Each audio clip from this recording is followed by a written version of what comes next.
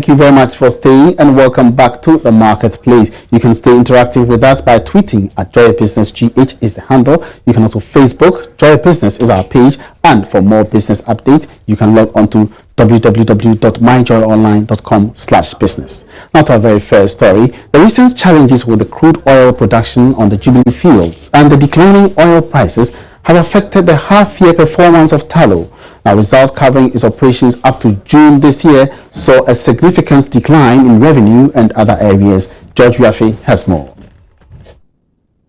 The challenge resulted in revenue going down by 34% to $542 million, whilst tax before profit went down by more than 300% to $24 million. Sales revenue also saw a significant decline to a little over 50,000 barrels a day. The development has affected earnings on every share held by an investor. The half-year results shows that Ghana still accounts for a large chunk of its spending, as the company has set aside $700 million as capital expenditure for this year. But there appears to be light at the end of the tunnel for Tullow when it comes to its financial performance. Group Chief Executive Aiden Havey has confirmed that commercial production of crude oil from the country's second biggest oil field, apart from Jubilee, that is Chinebwanyara and Tome 10, will start from early August. It confirms an earlier report by Joy Business that production is expected to start from the second week of August this year. Mr. Havey is optimistic that starting production at 10 could greatly improve its fortunes. Chief Executive of Tullow Oil Ghana, Charles Darko, tells Joy Business they have learned their lessons from Jubilee as they work to start production from the 10 field, especially when it comes to the FPSO. Whole range of lessons learned that were taken from Jubilee into FPSO Jonathan Mills. Indeed, industry experience was also brought to bear because the manufacturers have various other FPSOs. So we expect and we're quite confident that from a design perspective and from an operational perspective, we should see better output. But it's a plant, and plant and equipment can always break down, give you problems. So we remain confident that we've got it right for the purposes that we need. A pickup in Tullow Oil's fortunes could impact positively on revenue and taxes for the state, as well as good returns for shareholders in Ghana, and even employment opportunities for indigenous.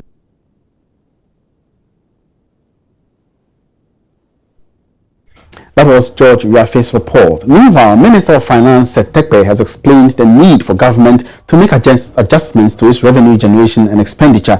This, he said, has come as a result of challenges the country is facing in the area of commodity prices, which are determined by world market challenges and recent problems facing the FPSO Kwame Nkrumah on the Jubilee field. Setekpe said this in Accra when he engaged journalists on the supplementary budget. You have to make some effort at adjustments, and it's not easy because it affects, expenditures and the rest.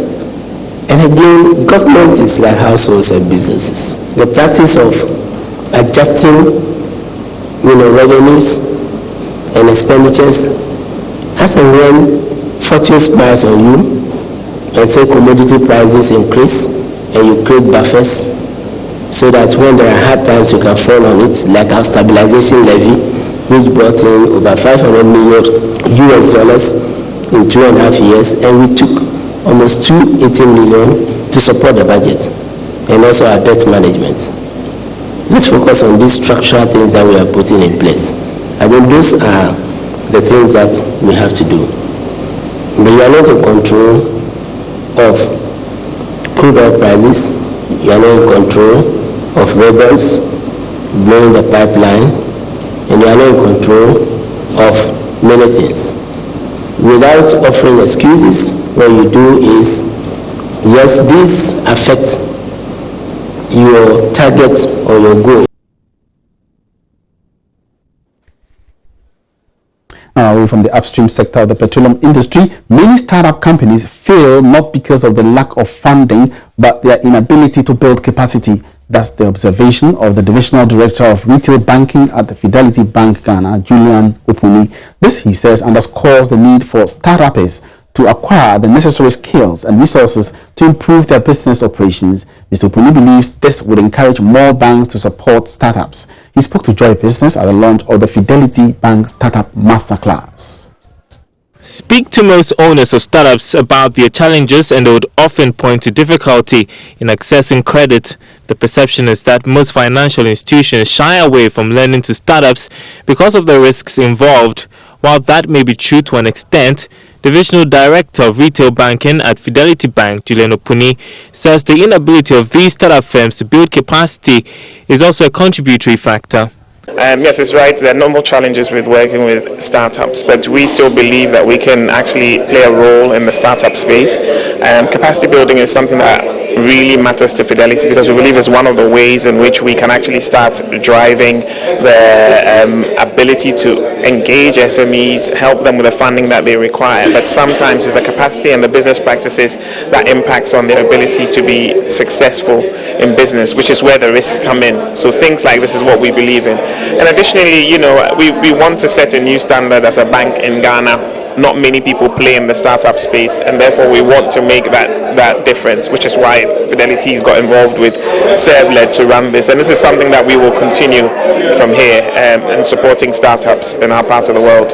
Mr. Opuni spoke to Joy Business at the launch of the Fidelity Startup Masterclass, a joint venture between Fidelity Bank and Startup Accelerator ServLed Africa. Genevieve Parker-Chum is Senior Marketing Analyst at ServLed. I find that for startups who have their books in order, who have their ducks lined right, usually it's quite easy to find funding. The problem becomes usually they are not competent enough. They haven't built certain key competencies that help them to be able to attract the right funding, and so that's where the gap usually is. The 7-week program would offer practical training to help startups redefine their business ideas and build strong foundations for their businesses. Some selected startups shared the expectations. I think the main thing I'm expecting is that we will become we will better understand what investors or banks need from us as startups or SMEs, and be able to build our businesses to be resilient or to be compliant enough so that we can get investments from either any other person or from the banks. I'm hoping to learn a few things. I'm hoping to network with like-minded people who are, poised to change the African startup or Ghanaian startup rhetoric, changing the fact that Ghanaian startups can't make it, or a Ghanaian startup can't make it in the global space. I think that we can do it, and that is what I look forward to with the startups that are here.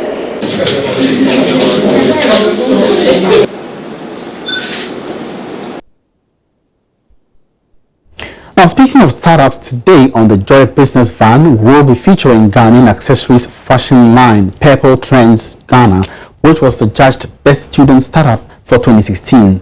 You'll be hearing from the CEO and final year student of the Ghana Institute of Journalism, Joyce Owusu, who started making fashion accessories out of curiosity. Here's an excerpt of what to expect at 5 p.m. on Business Live tonight.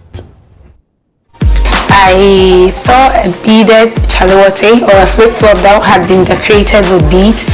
I saw it to be something very interesting, something nice, and I wanted to try my hands on. So I remember I bought the slippers and I got the beads, and then I designed it. I just had to critically look at what I saw the first time and try to see if I could replicate or emulate or do something similar or same as I had seen. Joyce didn't know how good she was at making the stuff she does until she started doing them. How she's able to do them, she has no idea. She'd make accessories for friends and family. Then she realized it could be good business. I hadn't even conceived the idea of getting it into a business. I thought I was just having fun. So I realized that anytime I wore one to work, people liked it. Then I was working with a firm. People liked it. They wanted to know where I bought it from, who made it, and all of that. So I told them I make it myself. People started to request for it. So I made them, took them to work, and that was how I started. I started with 50 Ghana cedis.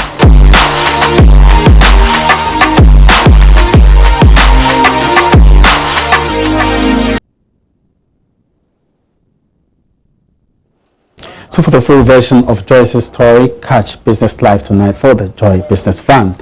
Away from that, operators of DSTV and GoTV in Ghana, MultiChoice Ghana, is pressing for policymakers to do more in tackling illegal broadcasting of digital television content by some local TV stations. This, according to the company, has become crucial because the phenomenon is unduly taking a huge toll not only on its operations in the country, but the creative industry at large. There's more in this report.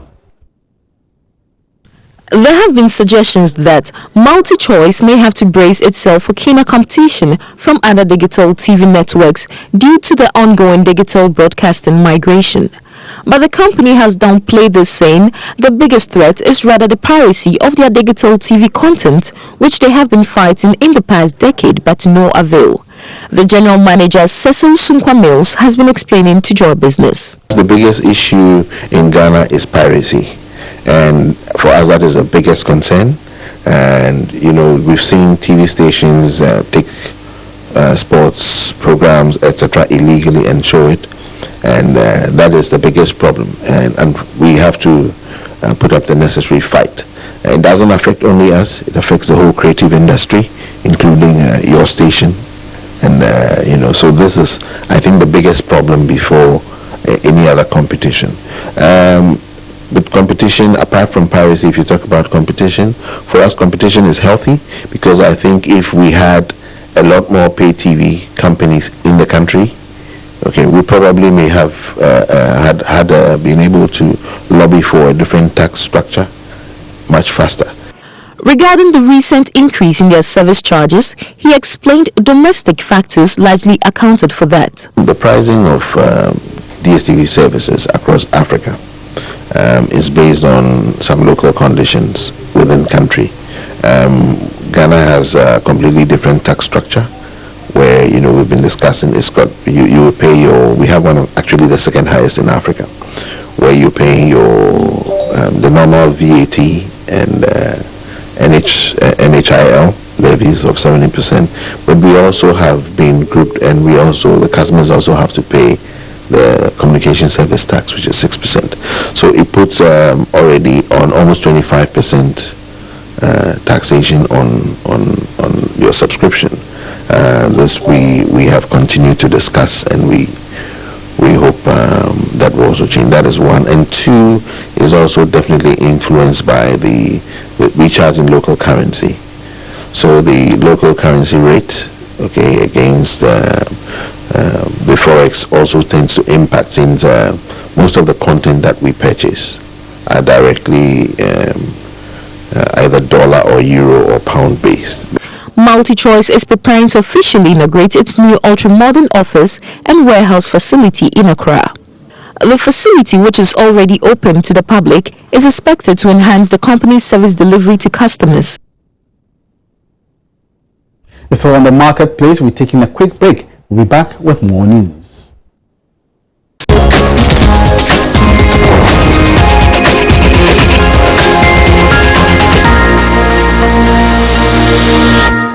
Welcome back to Marketplace. Now, deposits of the bank accounts of dead persons whose next of kin remain untraceable due to challenges with making contacts are now to go into a fund which will be set up under the newly passed Unclaimed Assets Bill. Banking experts say several of such dormant accounts exist in various banks in the country. Sheila Tamaklo has taken a look at how the passage of the law will help address all concerns associated with such accounts. Asset Scheme, to be launched soon, is a program for managing funds that are presumed to be abandoned and remain unclaimed by their owners. The unclaimed funds include balances on lost or dormant accounts with banks and other deposit-taking institutions, dividends, insurance premium, pension entitlements, among others. Under the scheme, government is to take over all such dormant accounts for the monies to be transferred into an independent fund and managed effectively till their rightful owners are identified. The Finance Minister Seth Terper revealed on Monday during the mid-year budget review and supplementary budget presentation in Parliament that plans are far advanced to soon launch the scheme. As practiced in many advanced and middle-income countries, the Unclaimed Assets Law will establish an authority which will proactively take measures to manage these assets and also proactively locate beneficiaries or their next of kin for these funds instead of leaving them with the banking and other financial institutions. In May 2016, Cabinet approved a concept note and action plan for the establishment of the scheme. A task force was constituted and has consulted several stakeholders, resulting in a draft unclaimed assets bill. Currently, the bill is with the Attorney General's Department for final drafting. In due course, it will be submitted to Cabinet and subsequently laid before this House for consideration. But what do some bank customers make of this move? Here's what I gathered on the streets of Accra. It allows people to pass on their assets, whatever they've toiled for their life, to their next of kin, to their generation to benefit from. So I think it would be a nice thing if such a law will come into existence. Someone has passed away and the next of kin is nowhere to be found. They have to hold on to the money till, because if the family members, anyone get up and say that I'm the next of kin and they hand over the money to the person, what happens? It's going to create another issue or problem. So I think it's in the right direction for that one. I think the money will definitely find a good purpose, like to be used for if it gets to maybe the next of kin. Because probably even these people who have saved these money, their relatives or close people need money for other stuff that will help them out. So I think it's positive. If it is going to be very transparent and very accountable, the accountability will be very open. Because sometimes when you want to direct money into certain funds, it ends up the corruption in such sectors cripple the funds. I mean, if you know of a lot of funds that have been put up to help these social problems, but social interventions, but they've ended up crippling because of the misallocation of funds. So it's a good move though, but if it will be enforced properly, then it's a good move. As we speak, the Ghana Association of Bankers is said to be collating the views of the various banks on the issue. This is towards making inputs into the initiative as government prepares to engage the various stakeholders on the initiative in the weeks ahead before implementation. Also on the marketplace. Now, it's barely 2 weeks into the end of the second window of pricing under the deregulation exercise in the downstream petroleum sector, but OMCs have failed to reflect the change or to reflect the changes at the ex-pump. Now, we have on the line Duncan Amwa, Executive Secretary of the Chamber of Bulk Consumers, Petroleum Consumers, on the line to tell us what this means and what the Chamber thinks about the current development. Good afternoon, Duncan. A very good afternoon to you, and good afternoon to your listeners this afternoon. Now, the last time we spoke, you expected prices at the pumps to go down. Now, it's barely getting to the end of the pricing window, and some OMCs are still refusing to change or to reduce the prices. What do you think about this? Clearly, the issues we raise even become much more relevant today than ever before. You look at fairness in petroleum pricing in the country, and gradually we're losing confidence in the ability of the system to treat all of us fairly. As we speak today, most filling stations continue to dispense fuel around 16 Ghana cedis, with some doing about 15.750 at the pump. At the time that our calculations also indicate that we could have gone to about 14.92 thereabouts. Pump prices continue to be high, and Ghanaians continue to be charged a little much more than they should have. If you check the figures on the world market as we speak currently, WTI is hovering around 42.92. Brent is around $44. Clearly, the variance is a significant one, but after this becoming of the system, it is only when world market indexes go up that you find the players or distributors heeding to the call for prices to go up. But when it has to come down, we are beginning to lose confidence in the system to treat all of us fairly. Now, Duncan, before you continue, is it not the case that we use other determinants apart from crude oil prices globally? And currently, the stability of the cedi is in question. Don't you think this is the reason why the OMCs have failed to actually reflect the current prices? It's a very good question, and let me address it this way.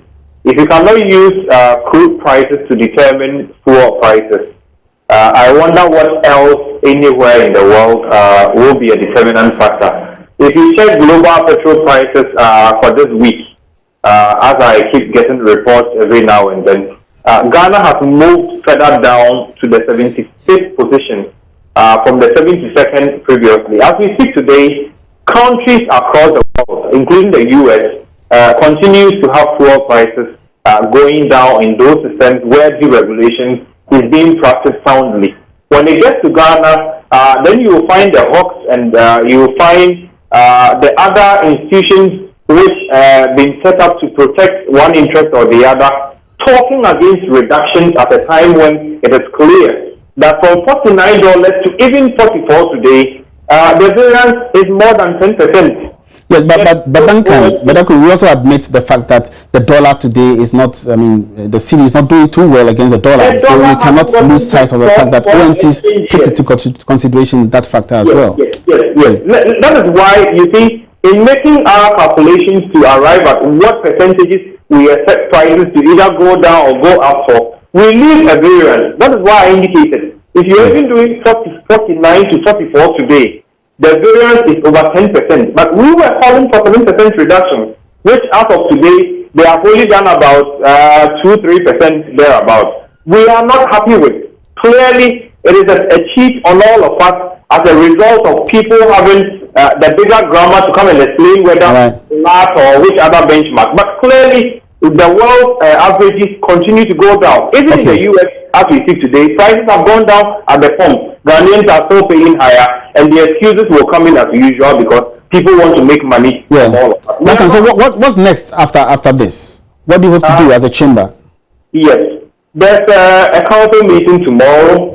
Let me be quick to add that there's various institutions concerned about petroleum will all converge here at the chamber tomorrow, and I'm sure the way forward will be known by close of day tomorrow because the GPRTU clearly is interested and concerned. The Association of Ghana Industries is interested and concerned. The ICU is interested and concerned. Clearly, so is ISE, so is the Chamber of BDC, so are the other, oil marketing companies also interested. You also have a member of parliament with the Mines and Energy Committee, Honorable Kuruko, coming in here. The NCA would also be interested in helping all of us unravel whatever is leading to the... So what will be the next action? What is the chamber going to do after this council meeting?